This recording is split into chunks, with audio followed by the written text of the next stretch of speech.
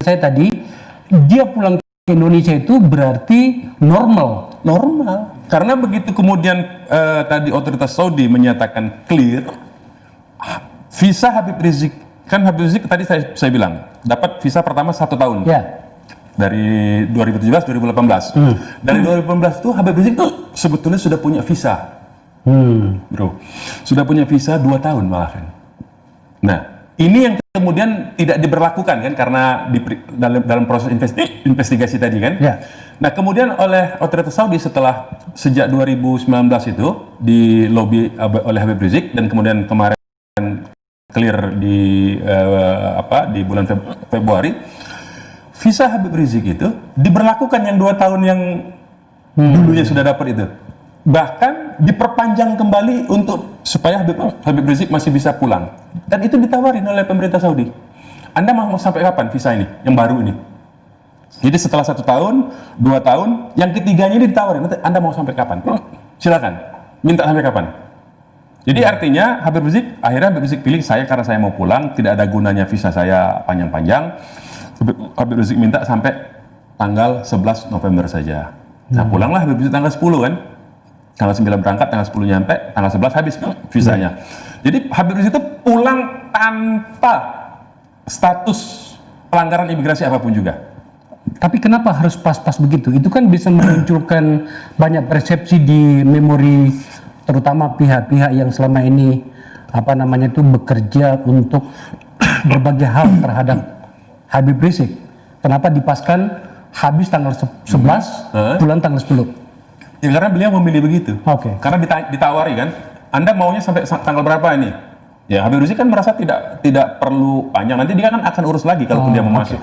Normal saja. Maksudnya Habib Rizik beranggapan sudah terlalu banyak bantuan dari kerajaan Saudi. Ngapain saya minta banyak-banyak lagi kan kira-kira gitu. Yang penting saya bisa pulang. Kira-kira begitu saja.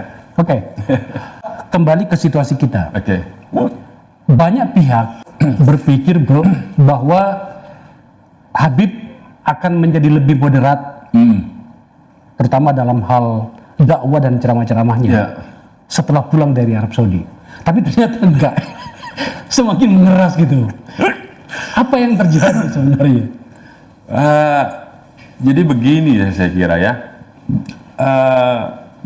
ketika di panggung audiens yang hadir di depan Habib Rizik itu spektrum audiensnya itu mulai dari kalangan sosial menengah bawah sampai katakanlah yang kelas menengah dan menengah atas sedikit lah ya. Jadi saya melihatnya bahwa itu gaya ceramah. Saya melihat gaya ceramah, gaya kritik supaya gampang dipahami oleh audiens yang mayoritas, supaya gampang dicerna. Tapi kalau dalam teori aktor bro, untuk orang sebesar beliau, itu tidak sesederhana itu. Kalau ini saya sering diskusi sama beliau itu. Saya sering kadang-kadang, ini kenapa bahasa begitu? Ente kalau bahasa sekolah nggak paham tuh. Ente kalau bahasa sekolah nggak paham tuh yang dengerin kita katanya. Jadi kita itu ngomong ngoceh sendiri jadinya. Kita ini kan mau menyampaikan supaya gampang dipahami. Itu sebetulnya misinya mempermudah pesannya masuk ke dalam audiens sebetulnya. Tidak khawatir bahwa karena yang menerima pesan dan informasi tadi dalam proses dia sebagai seorang tokoh dan penceramah dengan audiens atau umat ini, itu ada terjadi bias dan justru merugikan para pihak gitu, termasuk diri beliau sendiri. Nggak khawatir ya? Beliau tidak pernah berpikir tentang dirinya, itu masalahnya. Artinya keselamatan dirinya, citra dirinya. Beliau ini bukan, Habib Rizik ini bukan orang yang sedang membangun citra diri. Itu persoalannya. Oke. Tapi kalau Habib Rizik itu mau apa adanya supaya audiens nyampe. Dan audiens yang mayoritas dalam ceramah Habib, ini Anda bisa bandingkan ya. Ini sebagai sebuah perbandingan ilmiah. Ketika Habib Rizik ceramah di Mekah, bukan dalam tablik akbar, ambil videonya banyak tuh. Dengan Habib Rizik kalau sudah di Indonesia dengan ceramah audiens tablik akbar, itu berbeda. Atau Habib Rizik ketika mengisi forum simposium mewaspadai kebangkitan PKI bersama para jenderal di gedung Balai Kartini. Berbeda bahasanya. Berbeda.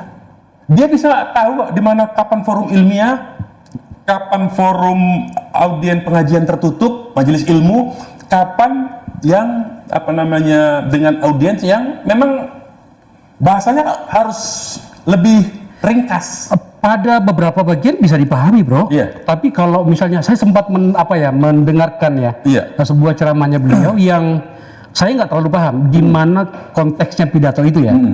Mengajak perang. Katakan di mana?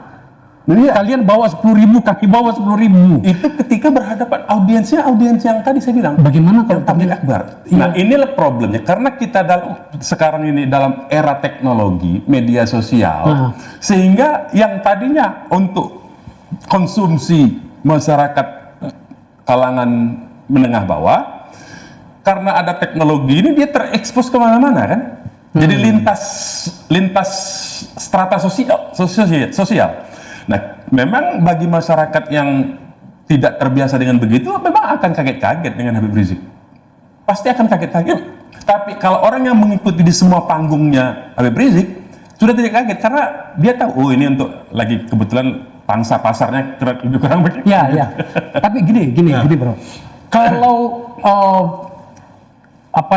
seorang tokoh seperti beliau berpidato itu, kita bisa melihat ya kecintaan para pengikutnya itu kepada beliau itu luar biasa itu. Betul. Harus diakui lah itu. Betul.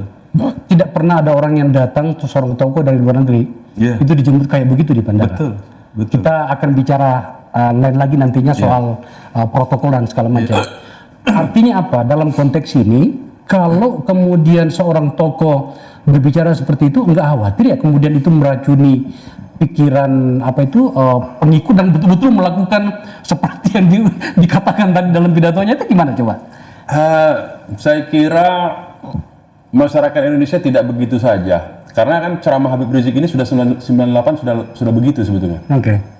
Habib Rizik ini kan sebetulnya mengawali karir ceramah itu dari kampung ke kampung, dan tidak pernah kejadian itu kemudian membuat masyarakat itu jadi terprovokasi. Masyarakat memahami itu dalam konteks untuk membedakan mana yang dalam konteks agama dalam pemahaman agama masyarakat, mana konteksnya yang hak, mana yang batil, itu saja. Tapi untuk bertindak lebih jauh itu saya melihat baik dari pengalaman maupun dari fakta itu mesti ada pengorganisasian untuk menggerakkan sebuah kelompok, sebuah komunitas massa. Itu ada pengorganisasian.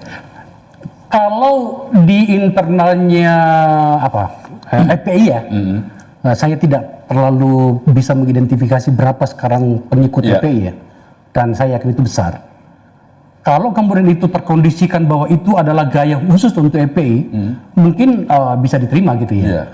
Tetapi kemudian karena namanya media sosial itu begitu cepat berkembang satu informasi atau pernyataan, apalagi tokoh seperti Habib itu potensial sekali itu bergesekan gitu secara sosial di bawah, dan mulai terjadi dan pernah terjadi dan mulai lagi terjadi. Kemarin saya baca di Banten, di Bali, Sumatera Medan ada penolakan terhadap rencana Habib gitu. Itu gimana melihatnya seperti itu? Dalam pandangan saya, penolakan ini bukan pure murni dari aspirasi masyarakat. Yang di Banten kita sudah cek. Pernyataan yang kemudian di Bekasi juga ada pernyataan penolakan.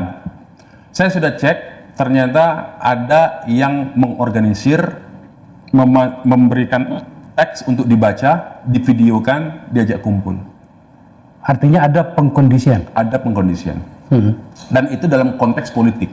Jadi dalam konteks masyarakat itu nggak ada masalah sebetulnya.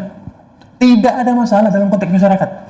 Terbukti kemudian kenapa FPI itu bisa masuk ke tengah-tengah misalnya komunitas yang lain. Misalnya di Sulawesi Tengah, FPI justru berhasil melaksanakan program dakwah dalam konteks memberikan bantuan sosial kepada masyarakat yang berbeda agama.